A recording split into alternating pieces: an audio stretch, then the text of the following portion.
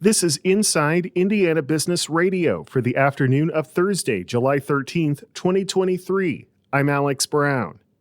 Purdue University has named Jim Bullard the inaugural dean of its reimagined Mitchell E. Daniels Jr. School of Business. Bullard has spent the last 15 years as president and CEO of the Federal Reserve Bank of St. Louis, making him the longest-serving sitting president of a Federal Reserve Bank. He'll begin his new role in August.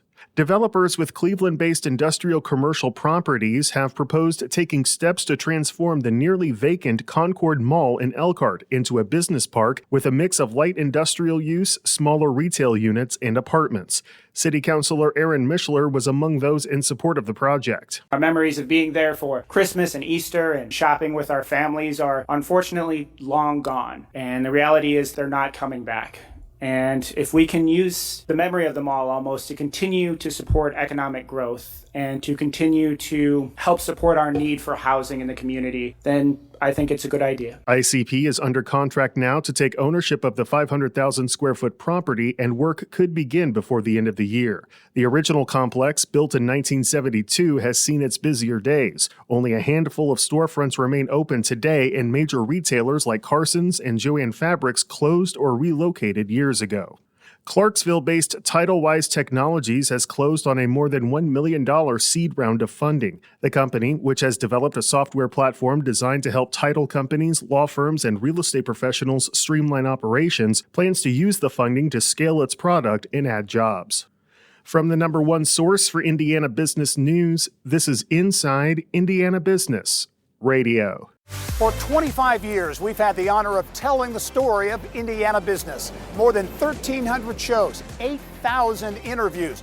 We've traveled from Valparaiso to Versailles, Fort Wayne to Fort Branch, and everywhere in between. And we are just getting started. Our team is passionate about Indiana business because your story is worth telling. Join us every week as we travel the state to bring you Indiana's story. Inside Indiana Business, 25 years and counting.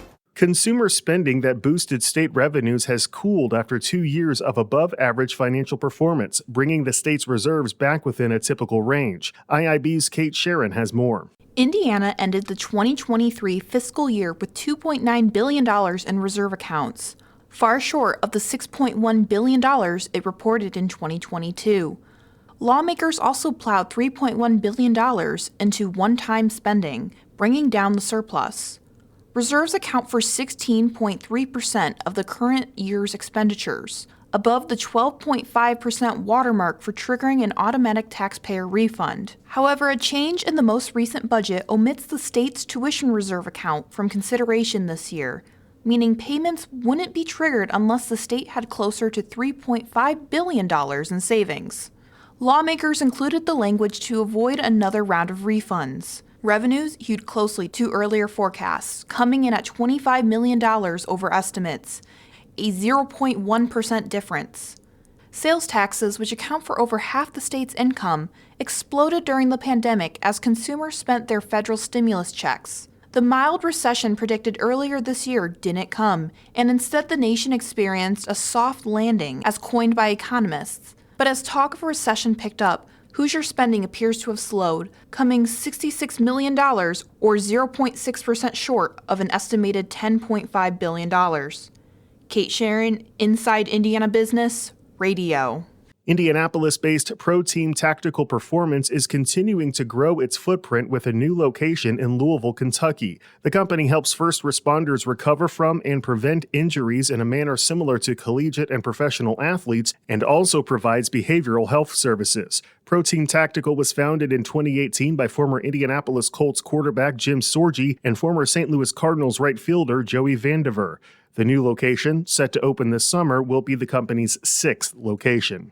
The wave of unionization efforts at Starbucks locations around the country is growing, and that includes Indiana. In the past year, 3 Starbucks locations in the state have unionized or are in the process of doing so, including Clarksville and Valparaiso. An Eastside Bloomington location is the latest to join the movement, with a unionization vote expected in the coming weeks, says barista and union organizer Stephanie Sharp.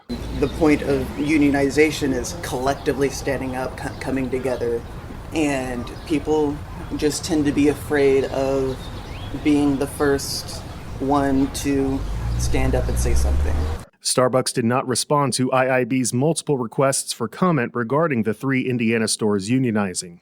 IU women's basketball coach Terry Morin is this week's guest on the Business and Beyond podcast with Gary Dick, presented by PNC, a weekly conversation with high-profile Hoosiers in business, sports, and entertainment, and beyond. Available now from your favorite podcast provider. I'm Alex Brown for Inside Indiana Business Radio On Demand.